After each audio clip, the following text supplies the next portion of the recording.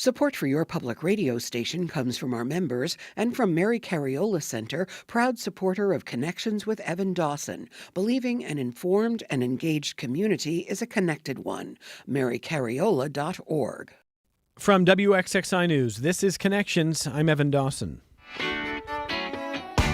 Our connection this hour was made 3 years ago today when Russia launched a war and invaded Ukraine. Russia wanted to remove the Ukrainian government and expected to march into Kyiv within just 3 days. Vladimir Putin has said he doesn't recognize Ukrainian sovereignty, and he wanted to subsume the entire country, erasing Ukrainian identity. He badly miscalculated and has been stuck in a long stalemate. But things are changing quickly. President Donald Trump took Putin's side last week when Trump blamed Ukraine and Ukrainian President Volodymyr Zelensky for the war. Trump said that the United States has spent too much money helping Ukraine. He wants control over Ukraine's rare earth minerals, and Trump called Zelensky a dictator because there haven't been new Ukrainian elections. Trump ignored the fact that Russia continues to bomb Ukrainian cities, including the launch of a record 267 drones into Ukraine overnight into Sunday, destroying infrastructure and killing multiple people.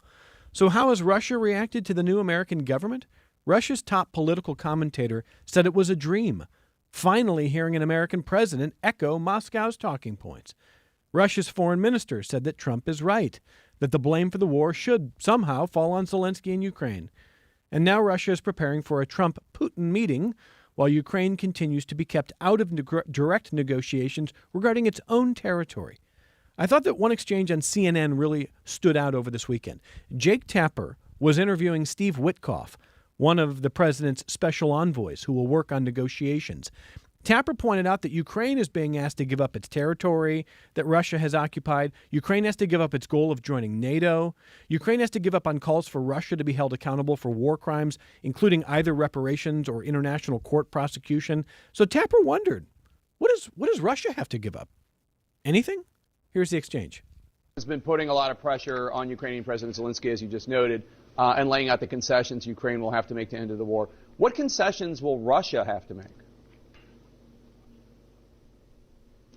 Well, I think in any peace deal, each side is going to make concessions, whether it's territorial concessions, whether it's economic concessions. I think there's a whole array of things that happen in a deal, and you'll see concessions from both sides, and that's the president's, that's what he does best. He brings people together.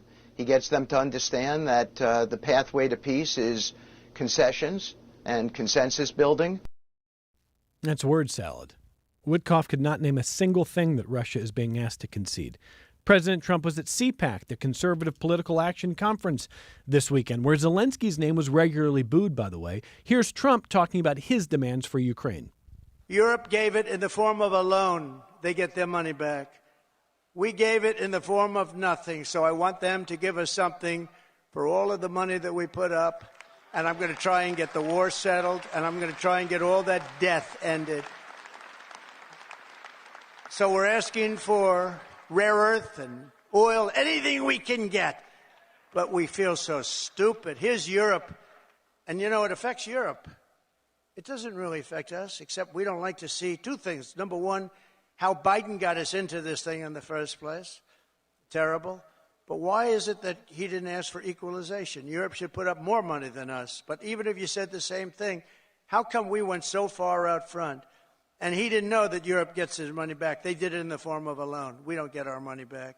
We get nothing. So we're getting our money back. We're going to get our money back because it's not fair. It's just not fair. Meanwhile, Zelensky is now responding to the slur that he is somehow a dictator. He said on Sunday he's willing to step down if it means peace in Ukraine, and specifically, Zelensky says if Ukraine can join NATO, he will resign the presidency. NPR reports that, quote, Zelensky said he was still not ready to sign the United States' latest proposal, which would require Ukraine to pay the United States $500 billion using revenues from its natural resources. I am not signing something that will be paid by 10 generations of Ukrainians, Zelensky said, noting that negotiations would continue.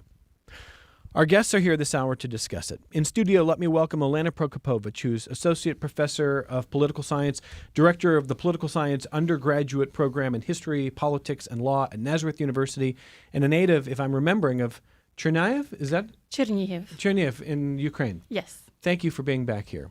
Thank you for having this conversation. Welcome to Hein Humans, who is the author of War and Punishment and professor of political science and director of the Peter D. Watson Center for Conflict and Cooperation at the University of Rochester. Professor Humans, thank you for being back with us. Very happy to be here. And Mikhail Gerstein is with us, a native of Ukraine, a documentary filmmaker, senior operations technician, and external client services manager, and our colleague at WXXI. Welcome back. Thank you for being here. Thank you for having me again. Your film is showing tonight, is that right? That's right. Where is it showing? Strait Island Hotel at 6:30 at night. 6:30. This is a film that Mikhail went in that first fall now. Back in 2023, you went in there.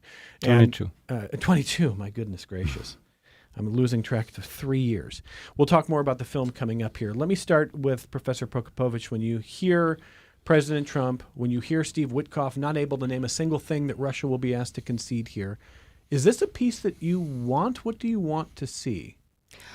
No, Evan, this is not a piece that I, any Ukrainian, would want, but I would argue much further. This is not the piece that European allies would want. This is not the piece that the United States would ultimately want. I think everything that is happening is really harmful to so many elements of the international order, to so many security guarantees and institutions. And ultimately, I think it is signaling a very, a very serious weakness and lack of commitment by the United States. Very dangerous swings in our foreign policy that cannot but harm this country, not even in the long run, I really think, rather soon. Are you at all surprised, though, with any of the speed of which this second Trump administration is pivoted directly toward Putin? Does any of that surprise you? It depends on how we think about it. The speed has been shocking, absolutely shocking. But there is a well-developed theory that explains why such haste and why the speed. It is really a technique of overwhelm of the opponents and the creation of the rampant feeling of emergency. That allows authoritarian bent kind of leaders, parties, movements to impose their will to create the sense of widespread panic. And so there's logic to it. I'm shocked. I am very upset, but I'm not surprised. It makes sense for the goals that I think are being pursued in the name of the American people, which I don't think are at all in the interest of the American people. I've watched a kind of disturbing amount of Russian state television and propaganda.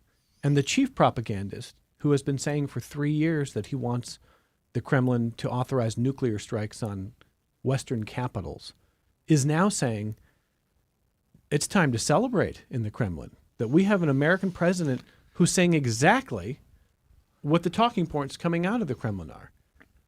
What do you think we should make of that?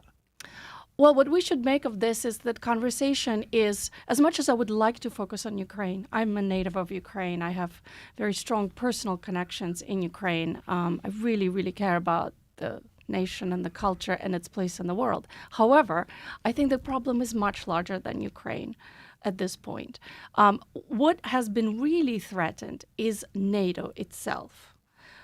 European Union, we can add to that, and both are very important for consolidating European nations into a bloc that can rival in power economically, negotiation-wise, diplomatically, the other great powers of the world.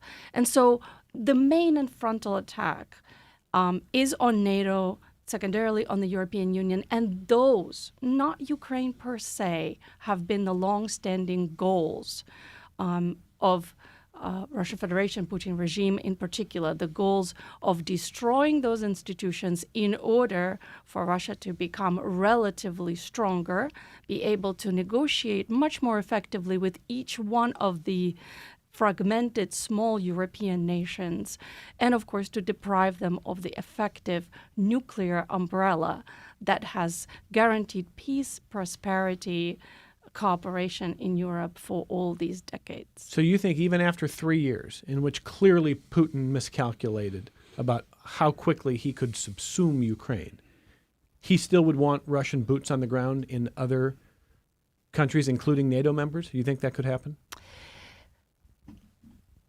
I am not sure that the boots on the ground is necessarily the main goal. Rather, I think the main goal is to be able to assert power, economic, political, military, over fragmented and weakened and exposed Europe. That's, I think, the goal. The boots themselves are, I think Putin regime knows that there are limits to their population, their military capacity. That is not the most important thing. I think the most important thing is to change the power balance and then to squeeze European nations for all sorts of concessions, starting with economic and going to diplomatic, military alliance wise. He can do that whether they invade Lithuania, Latvia, whatever. Just some demonstrations of sabotage, of devastating economic or digital blows these days to any of the smaller countries. Panic, inability of the European nations to respond and come to the aid of specific countries and their infrastructures. I think that might just be enough to break the common will of the European nations to stick together and to resist. So I don't think it will take boots on the ground, some smaller operations, economic, digital, virtual influence operations might just suffice because Europeans are feeling very, very exposed right now. And it's very hard to predict how European electorates are going to react to this new and very difficult reality. They may not be as wise as is necessary at this moment. Let me turn to Mikhail, yourself a Ukrainian as well, and President Trump has said he's going to end the death. He wants to end this war because he wants to end the suffering, and that all Ukrainians should cheer any deal that he and his team put together. What do you think? Well, the deal he's putting together, we don't know what deal is, apparently. You certainly, he wants Russia to continue to hold land. Well, the territory. Russian propaganda, if you listen to that, you probably know that what they want is what the Putin already proposed, which means to give up the territories which are already partially under control of Russia. Forget about Crimea, no Ukraine in NATO, and there's a list pretty long list. I don't think Ukrainian people will agree on that. At least my friends I know, they won't. President Zelensky just said that he won't sign anything that will have 10 generations of Ukrainians to pay off. Yes, the war is exhausting, and it brings a lot of pain on every Ukrainian person here, around the world, in Ukraine specifically, at first in Ukraine. So explain for listeners, though, Mikhail, who I think there's a lot of bad faith political discourse happening, but to the extent that there are people sort of in the middle who say, look, I don't blame Zelensky or Ukraine, but it's now been 3 years and people are dying, and shouldn't you just cut a deal and give them that eastern part of your country? Just give it, just go, just make it stop. What do you say to that? Quite often I give an example of me as an invader and you as a Ukraine, and I invaded your house. So I took the backyard of your house, which is Crimea. Then I slowly took part of the kitchen, part of the one bedroom, another bedroom, and you pick garage or basement. And then we decided to do the peace talk. And I tell you, well, you can have your living room and the front yard, but the rest of the house is mine. What do you do? Doesn't sound like real peace. You're probably going to fight with the That's a family terrible to standard. take your home back. Yeah. And I think this is what's going on in Ukraine right now. I'd probably wonder when you're coming for the rest of my house if I give That's you. right. Yeah. Yeah. So, Professor Goemans, we have spoken about your work analyzing how wars end and the conditions necessary and the pressures on both sides. What are you seeing here? Well, if you forgive me, I want to tap into some of the comments that Mike and Elena made earlier. Yeah. First of all, so Russia is a main security international competitor of the United States, and for 5% of its defense budget, not its overall GDP, for 5% of the United States defense budget, they managed to significantly weaken Russia. That's a bargain. Any great power, as a realist like John Mearsheimer or somebody else would say, would take that. For that cheap a price to fundamentally weaken one of your great competitors, that's a great deal. So if Trump says we want our money back, you got a lot of value for that money, and it's very little, and you had great success. Russia is much weaker now than it was before. And to follow up on that, it's kind of interesting that one of the sources that I generally follow for the details of what's happening on the ground is the Institute for the Study of War. They're very good. They're very detailed. They really know what they're talking about. And they've been saying for a while that this coming year is more or less a turning point slightly in favor of Ukraine, because Russia has been launching these massive offensives. They gained about 1,500 square kilometers, but they had no breakthroughs, no war of maneuver. And the Ukrainians have learned how to kind of stop them. And the losses of the Russians, as everybody knows, have been totally atrocious, have been hundreds of thousands of people. And they even had to import some North Koreans. And this year was going to be the year that the material superiority of the Russians would finally more or less come at its end.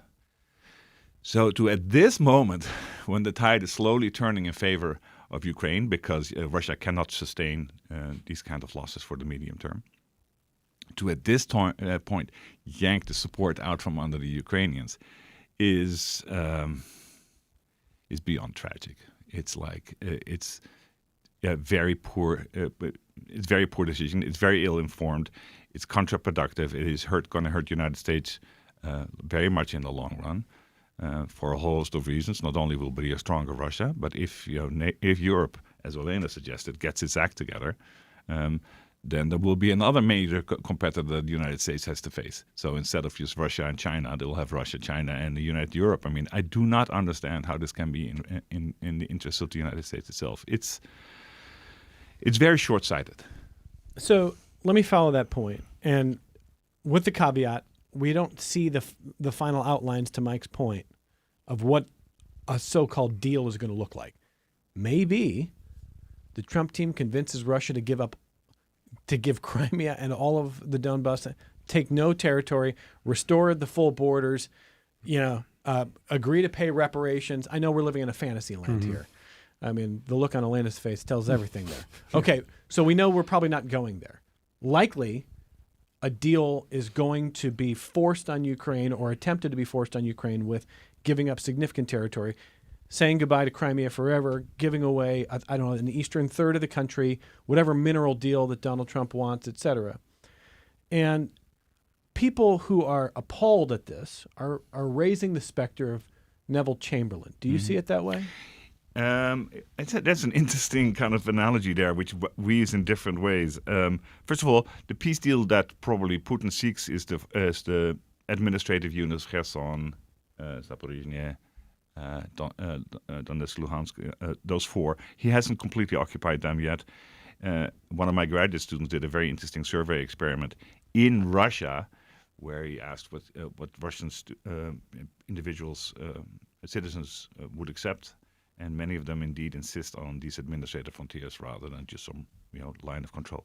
I see an interesting parallel here with 1938. And if you forgive me, I'll have to maybe go in a little bit of depth here. Of course, that most people might know that France and Great Britain had more or less guaranteed the security of Czechoslovakia. But Czechoslovakia in the east had a large population of German-speaking people in the Sudetenland. And Hitler claimed that he wanted to unify all the German-speaking people into one land. And this is an essential part of the story because Neville Chamberlain, a lot of people, in the guilty men, so-called, in the United Kingdom, have been accused of failing to understand that Hitler had unlimited aims. Because you can appease somebody who has limited aims. If you just want one piece of territory, you can give him and it will be over. The problem with Hitler, as is the problem with Putin at the moment, is that they do not have limited aims. They have unlimited aims. I mean, Putin would gladly take the rest of Ukraine, would gladly take the Baltics, would gladly take Moldova. There's very little doubt in my mind about that. So the question then becomes, why did the United Kingdom and France sign that peace deal in 1938? And for a long time, the argument has been made that, the Brits were stupid. They failed to recognize that Hitler had unlimited aims. But if you look at the cabinet notes, and I've spent a couple of months on this looking at it in great detail, that's not true. The majority they understood? They understood that Hitler had unlimited aims. Chamberlain might have been wavering. He might have thought that on the force of his personality he could convince Hitler. But remember, it's a parliamentary system. He was primus inter pares. He was the first among equals, and the others could force him to change his mind and his position, as they did at several times. So the fundamental alternative argument for what happened in 1938 was that the Brits needed to buy time. And people have derided that argument. But I found a paper in the archives, which I haven't seen cited before, of the Chief of the Staff, General Imlay, weighing the case for fighting now or later. And this is in September 1938. And I know that at least two of the cabinet members read it because there's signatures on the document, on the checkout list, like you used to have. And the argument there is made that, yes, if Germany gains Sudetenland, they will be stronger, and they'll be strong in the short run. But on the other hand, we are completely defenseless at the moment against the Luftwaffe and the German Air Force. If they come, there will be bedlam in the streets. London will be bombed to smithereens. We cannot fight now. So we will be better off fighting a year from now if in that time we build our anti-aircraft defense, which they did. And of course, then the Brits made it to the Battle of Britain. Now, that long story that I've just told you is relevant here because concessions to Ukraine, to Russia in Ukraine, might be necessary and might be okay, but only if the Europeans finally get their act together and build the munitions industry, get rid of all the paperwork and the. Well, they're talking about that right away, aren't they? Well, they are talking, but they have been talking for a while, right? So Okay. they must do it because Olena was very, very kind to speak positively of the Europeans. But they bear a large part of the blame here. I mean, they should have gotten their act together 2-3 years ago. They should have built the munitions. They should have ramped up production, and they didn't do it. You're saying they can't be naive about what they might be facing. Well, they're no longer naive, but the question is, will they actually get the paperwork and the act? red tape? Will they actually do it? Okay. And they have to do it. They have to do it in the next 2 or 3 years. Because one last point. Yeah. Putin has, there's reports and there's credible evidence that Putin is building up the army in the next 5 years to take on NATO. So that in 5 years, the Russian army should be ready to take on NATO. Now, there's problems with the training because all the NCOs have been killed and the people who train the next generation have to be killed. But that's the plan, to have in 5 years an army that can take on NATO. Okay. And do you see what the Trump team... You're right to say that there may be a little bit more nuance than history gives Chamberlain credit for. Do you see any nuance what's going on with the Trump team? What do you think is motivating this?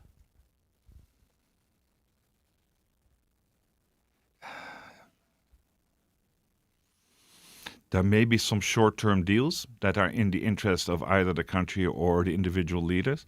I cannot see that there's any long-term gain to be had by giving power to a competitor.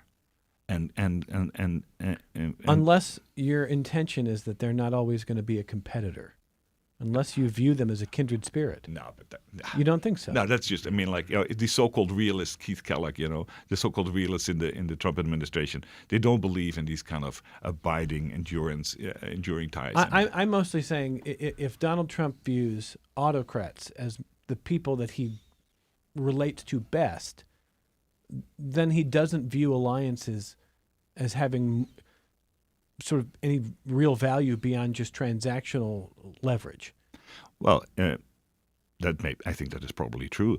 But autocrats, for him, the value is that they're also transactional, purely transactional. And if an autocrat changes his position and decides like, oh, we're going to combine together with China and take on United States, even if it's an autocrat, too bad for Donald Trump and his administration. Yeah. So let me just turn back to our other two panelists, and then we'll take some feedback from the audience here. Professor Prokopovich, can I ask you for your view on the possible routes here? Because a lot of the discourse is, well, this deal's going to get negotiated, maybe without even Ukraine being in the room, and Ukraine's just going to have to accept it. If Zelensky and Ukraine don't accept it, what happens? And what do you see the Ukrainian is this galvanizing Ukraine, which, Ukraine is not a monolith. There's plenty of people who at this point probably would like an election or maybe don't love Zelensky as much as they did 3 years ago. But now all of a sudden they seem to be rallying from what I can tell. What are you seeing?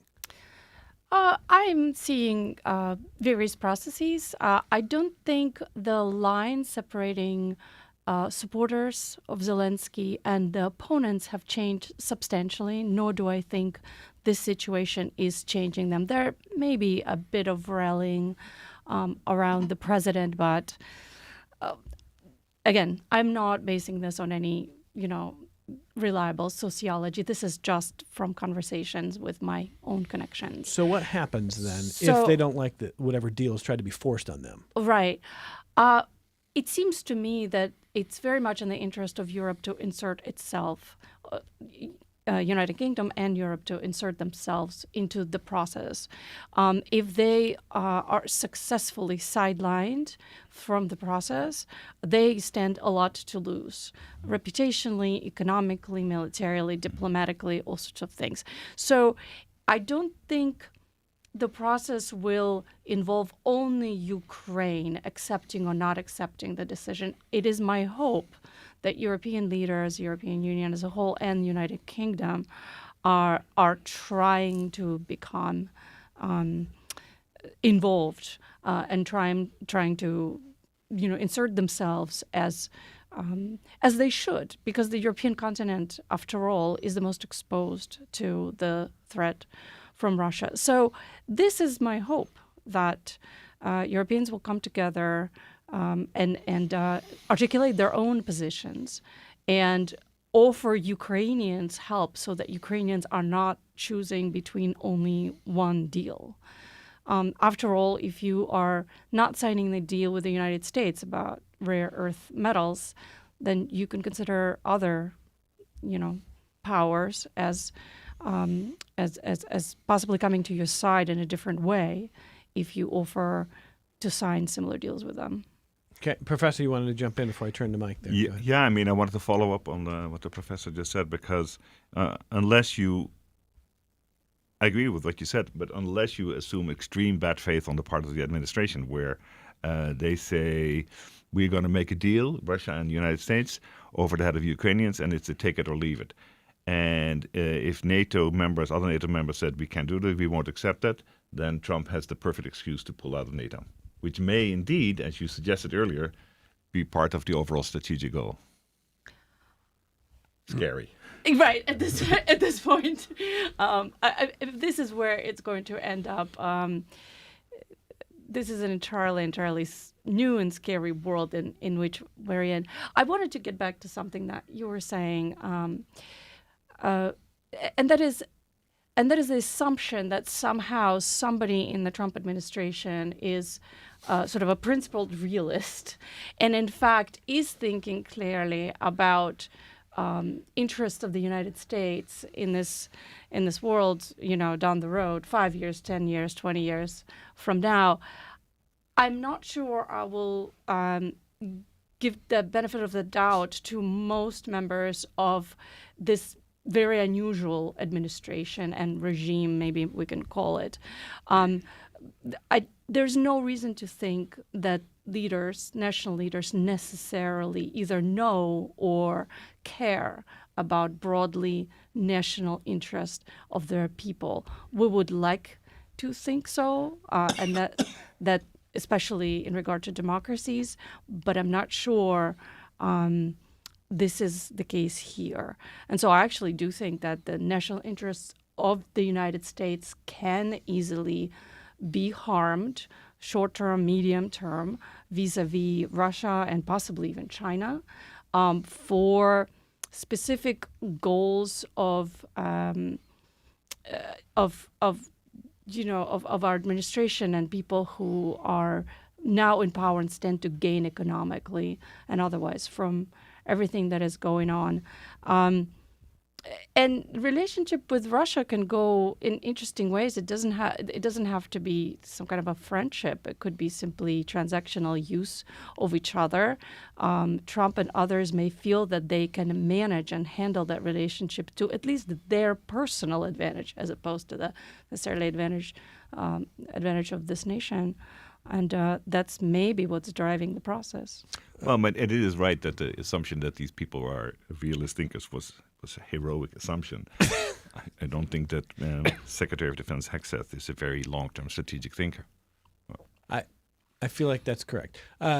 Mikhail, when you and I have talked about this idea that even people who are nervous, who were watching this play out in the early days, and they were really worried about the bellicose nuclear rhetoric, which has a paralyzing effect. I mean, it's used very well. It's very well documented how Putin has used that to try to bully people and citizenries. You've told me that Ukrainians aren't just going to give up the Donbass and say, okay, it's over. You know, the Ukrainians don't want to just give up land and walk away from it. So now, same question for you. If the deal is no good, what do you think can happen? What do you want to happen? Well, first of all, we're talking about the deal from the person with the 6 bankruptcies behind him. So that's a hell of a deal, put it this way. If he cannot calculate that the most of those minerals right now are unoccupied territories, occupied by Russia territories. So the deal right at the beginning is already fragile, because in order, for example, Zelensky agreed on this 500 crazy amount of $billion of money. In order to get those money, Trump will have to agree to take back Donbass region, Zaporizhia, and Kherson. And if he gives it to Russia, how's Ukraine supposed to pay him back Exactly. for it? So Didn't even think about that. That's the deal maker, we call him. So maybe Zelensky should just say, like, here, yes, we give it to you. You can have it. Zelensky can negotiate. I mean, I read somewhere today that I think both, was the person who wrote it, that both Putin, who is a former KGB, which is never former, and the Trump, who is some sort of businessman, are pretty much upset with the stand-up comedian who's standing up to them. And yeah, he does have his 55.7 to 62% supporters in Ukraine, and here. That's in addition. So his cards are pretty strong at this moment. I think so. Now, talking about the Trump's administration, I doubted that they have any reasonable outcomes for the future of the United States. But I really hope that the GOP congressmen and the senators will put the interests of the United States democracy and the world's democracy in front of the party interests. And they will stop being afraid of Trump and his group, and will stand up. And we've seen parts of it, like 1 or 2 people spoke out. But I think it's time for our politicians to stand up, to defend democracy of the United States, unless the democracy of the United States is not important anymore. Well, we're seeing Congress entirely cede any authority, just happily shoving all power towards the executive branch and ignoring that Article 1 was them for a reason. Dan Crenshaw, congressman from Texas, recently said that, that Trump makes fun of people he likes, and so he's going to pick on Zelensky. But Zelensky should probably not just criticize Trump, because Trump doesn't like that. So Zelensky would do best just to not talk right now. But it's an amazing thing to say when we're talking about territorial sovereignty and, I mean, a war of... They dictating to the independent democratic country leadership. I think that's outrageous, and again, peace talks without Ukraine, it's not acceptable at all. Yeah, no, I mean, that's right. So that's these peace talks are pretty much playing to Russia. so. But what's the alternative, Mike? I mean, what happens if you say, well, we're not going to give you any more weapons? What's the alternative? You can say it's unacceptable. Then I'm going to repeat what I kept saying since 2022. Europe must stand up, and Europe should have been giving more support to Ukraine, starting from the first days of this invasion. They should have, and they didn't. But they were so what if they afraid don't? of this gas coming from Russia and other goods that Russia would keep supplying to Europe, that they decided, like, we're going to watch what's going to happen. I mean, the whole world was watching for, 96 hours? But I think part of hoping that what Ukraine Professor gonna fail? Humans is saying is that's idealistic. Europe didn't really arm up. They didn't increase spending on military defense, and they may not be in a position immediately Yep. to say, okay, the United States is pulling the plug. We've got your back. You're saying you don't think Europe can do it. They can do it for a year Okay. at the moment. But if they don't gear up, not much afterwards. And you have to be. I'm sorry to say this. You have to be a realist in this, because if Ukraine doesn't have the weapons, it can't fight. It just will be overrun. Okay. And that's the last thing that anybody at this table wants. No, I'm very late for a break. I want to ask Elena if you agree with Professor Humans' analysis there. I agree with basic sort of facts and the logic that in fact, if the weapons supplies to Ukraine are drastically diminished, of course, Ukraine will be overrun. It's just very, very basic.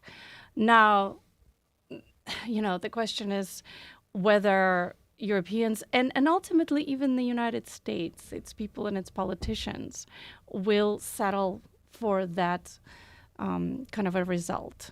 We will have to see. There are no guarantees, and history of what we're living through can develop along different trajectories. I do think it's a very dangerous moment, and I think regaining territory is much harder than not losing it in the first place. I think it would be a grave mistake to allow Russian troops and Russian power to extend further than it already has. But we'll have to see. We'll have to see what happens. We have to take this break. Professor Prokopovich is joining us from Nazareth University.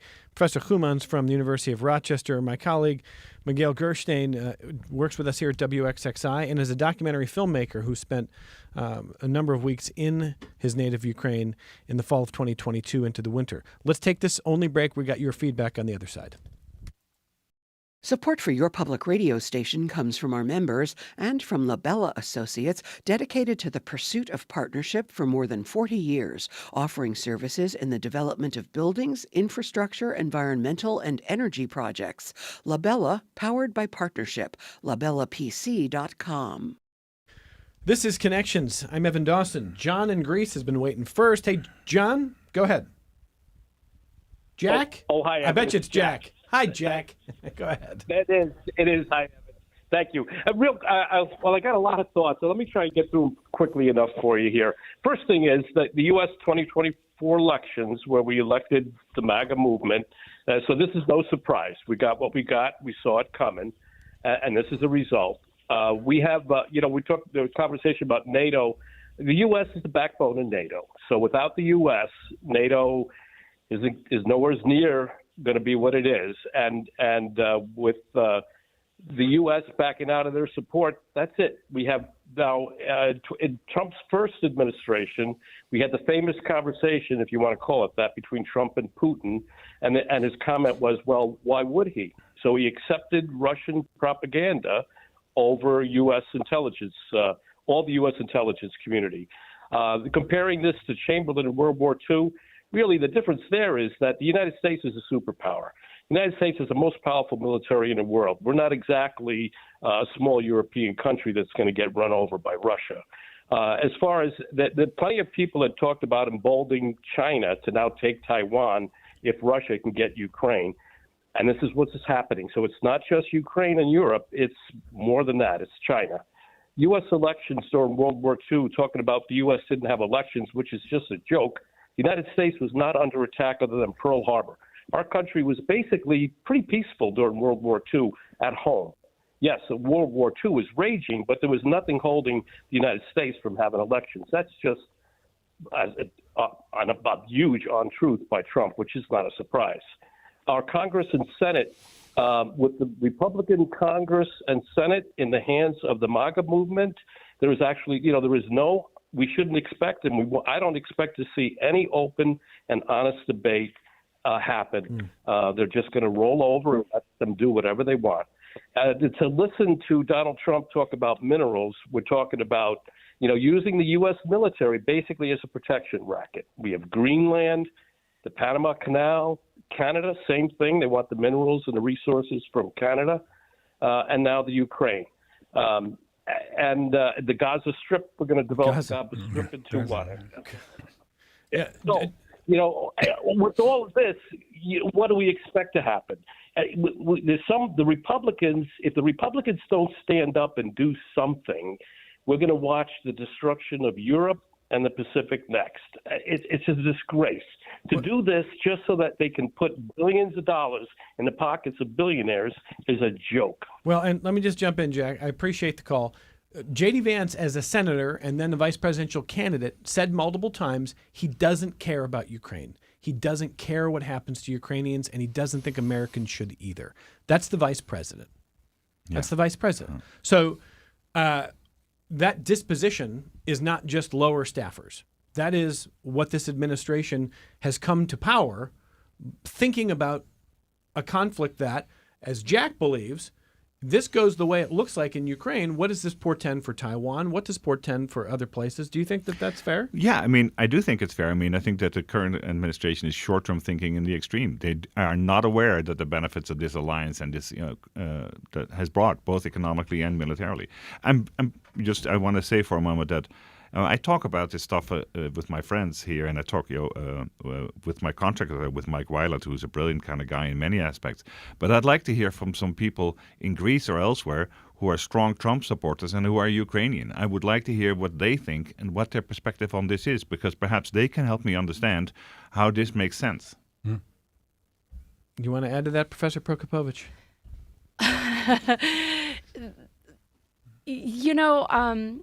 I'll just come back to the point that there have been leaders in the world who have wrecked their countries. We should not be putting United States in some kind of exceptional category in which this cannot happen. I do think that what is happening is the wholesale destruction of our alliances and goodwill, cooperation, and trade around the world.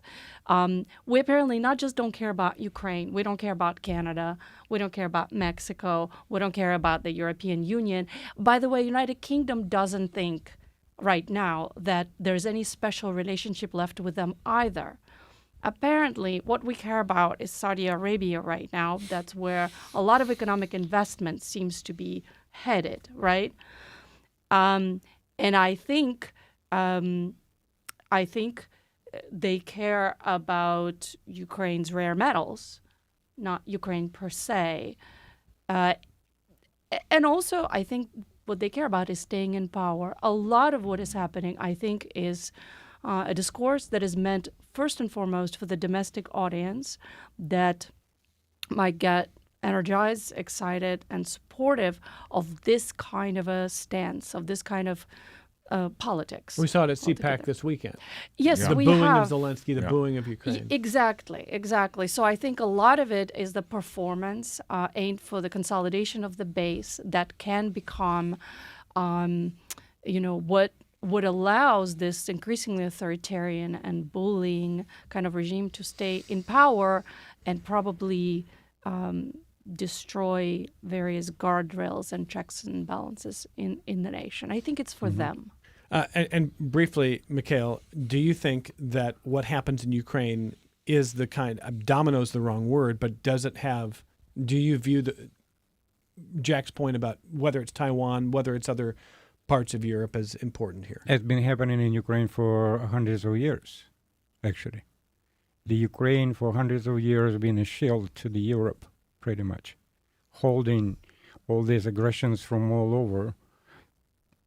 A friend of mine and a classmate from university when I was back studied, and he's a history professor right now, and he said it pretty better than me, but it's in the film. But he said that Europe needs to remember that the development of Europe happened because it was Ukraine or Kiev and Rus holding all these hordes of Tatars or whoever and preventing them from going deep into Europe. And this is what's going on right now. Ukraine stands against huge empire with the less military, with some support and dignity. And big implications beyond that. Yeah. Andrew in Irondequoit, let me get that call there. Hey, Andrew, go ahead. Hey, okay. When Israel got attacked by Iran, they sent 300 missiles or something over, and then Israel sent missiles into Iran. What I don't understand, when Putin sends missiles into Ukraine, which is awful, why doesn't the Europeans and the Ukrainians and the Americans send missiles right back into Russia? I mean, Andrew, it's because if NATO attacks Russia, the concern is now you're in a war between nuclear powers. And Ukraine doesn't have missiles. Yeah, but Andrew is saying, why don't European nations on behalf of Ukraine? And I think Putin has tried to paralyze NATO, Ukraine's allies, with the threat of a big escalation. What do you think, Andrew? I think Putin would have been forced to back off. I don't think he's as strong as people think he is. I agree. Well, we're about to attempt to give him just about everything he wants. That Trump is insane. I can't stand the guy. I'm a Republican, but he's a nut. I don't get the guy at all. Andrew, thank you, Andrew. Andrew, thank you Yes, for the thank phone you. call. I just briefly here, the notion of missiles from Europe into Russian targets. I mean, I understand Andrew's point. He thinks Putin was bluffing. I think the concern was that he wasn't. But Putin couldn't back down, right? We talked about this a couple of months ago. He can't back down for his own people because then he loses all his credibility as the charismatic great leader. Then all his talk about standing up to NATO is turned to be hot air. He could not back down at that moment. At least that's what I think. All right, briefly tonight here, Mikhail, tell people again what is happening tonight that you want them to attend. Well, tonight at the Strait Island Hotel, the ballroom at the first floor, I'll be premiering the full version of my film. I mean, you saw the short version last year. Yep. Now it's a full, complete, and thanks to a few friends who helped me with correcting some grammar errors and mistakes, it is done. It's an outstanding film. What's the title of the film? I call The War in Ukraine a View from Inside. It's more of like you can call it a travel notebook. While I was traveling in Ukraine and visiting friends and schools and meeting with volunteers, being next to the near front lines, pretty close, battlefield 1-2. I've seen President of Ukraine, Zelensky. When he was in Kherson, When right? he was in Kherson, which Yeah. was just liberated when I just arrived to Ukraine. It was a couple of days after Kherson was liberated, and Mykolaiv administration offered me, like literally they called me like late night and said, hey, you want to go to Kherson? I was like, of course, yeah. Remarkable. And, But that's tonight. That's tonight. What time? 6:30 at night. 6:30 at the free. Strathel. It's a free screening, but as I keep saying that donations to help Ukrainian people are always welcome. So I'm not sure what's going to happen because the managers at the hotel, at the Strathel, and are working some sort of possibility to. There's a bar nearby. Like there's a ballroom on the first floor, and there's a bar. So they're working some sort of deal on. All right. Well, you'll be there tonight at 6:30, Okay. and you can see the film, and I would certainly recommend it. About 30 seconds, Professor Prokopovich. What do you want to leave with the audience? What are you looking for next year? I'm looking to ask Americans to take care of our own politics, to really put our focus into returning us back to democratic practices, not only for ourselves, for future generations, for the whole world. It is not about Ukraine anymore. The issues are so much larger. And the wisdom and resolve of American people can determine the history of the entire world. 20 seconds, Professor. I can't top that. I want to thank our guests for a very difficult and engaging discussion. Everyone at the table wishes the circumstances were different. But thank you very much, Professor Elena Prokopovich, Professor of Political Science and Director of the Political Science Undergraduate Program in History, Politics, and Law at Nazareth University. Thank you for being here. Thank you for the conversation. Hein Chumans, who's author of War and Punishment, Professor of Political Science, Director of the Peter D. Watson Center for Conflict and Cooperation at the University of Rochester. Thank you. That's a very good experience. Thank you. And Mikhail Gerstein, thank you, my friend. We'll see you tonight at the Strathel. Thank you. All right, more connections coming up in just a moment.